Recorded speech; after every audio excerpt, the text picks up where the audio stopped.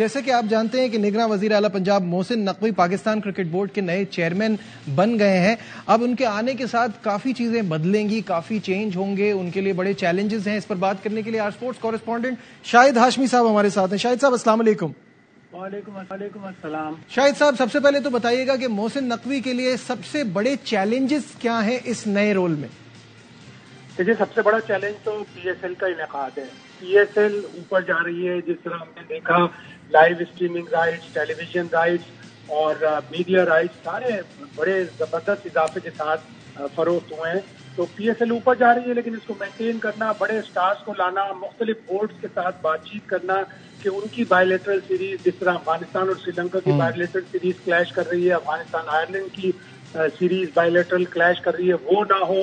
اچھے بڑے کھلاڑی ہمارے پاس آئیں اور فرینچائز کا جو مطالبہ ہے کہ ان کو مزید پیمنٹ کی ضرورت ہے, ان کا جو سیلری کیپ ہے $1.4 ملین, اس کو بڑھا کر تھوڑا سا زیادہ کیا جائے یا پیچھے بھی اس میں سپورٹ کرے. اس لیے کہ اگر 41% انٹرنیشنل رائٹس میں اضافہ ہوا ہے تو اس 41% میں سے کم 25% فرینچائز کو ملنا چاہیے تاکہ وہ بڑے پلیئرز کو لے کے آئیں.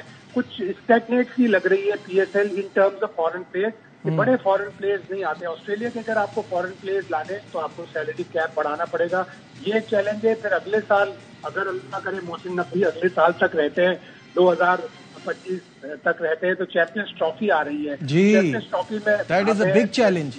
جو کلیشز ہو رہے ہیں مختلف لیگ کے پی ایس ایل 10 کے ساتھ, اس کو اوائڈ کرنا ہے. پھر ہمیں اپنا انفراسٹرکچر درست کرنا ہے. ہمارے پاس گراؤنڈ نہیں ہے 2025 کی چیمپئنز ٹرافی کے لیے, اور پھر سب سے بڑھ کر اس چیمپئنز ٹرافی کو ہمیں اپنے ہاں رکھنا ہے. ایگزیکٹلی. میں ایک آئی سی سی کی میٹنگ ہوگی, اس میں جا کر یہ ڈیفینڈ کرنا ہوگا کہ نہیں, ہمارے پاس انفراسٹرکچر ہے, ہم چیمپئنز ٹرافی کرا سکتے ہیں. ٹھیک ہے, یہ تو بات ہو گئی چیلنجز کے حوالے سے. تبدیلیاں آپ کیا ایکسپیکٹ کر رہے ہیں ان کے آنے کے بعد؟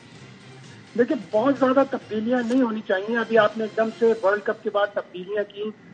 ٹیم ڈائریکٹر محمد حفیظ کو لے کے آئے. محمد حفیظ وائز ہیں, سمجھتے ہیں, کرکٹ نالج ہے ان کو, لیکن ان کو کم از کم 2 سال کا 2.5 سال کا ایکسپیرینس دینا چاہیے ڈومیسٹک کرکٹ کی کوچنگ میں. تو ابھی فی الحال پاکستان کو ایک ایسے کوچ کی ضرورت ہے جو گائیڈ کر سکے پاکستان کو T20 ورلڈ کپ میں.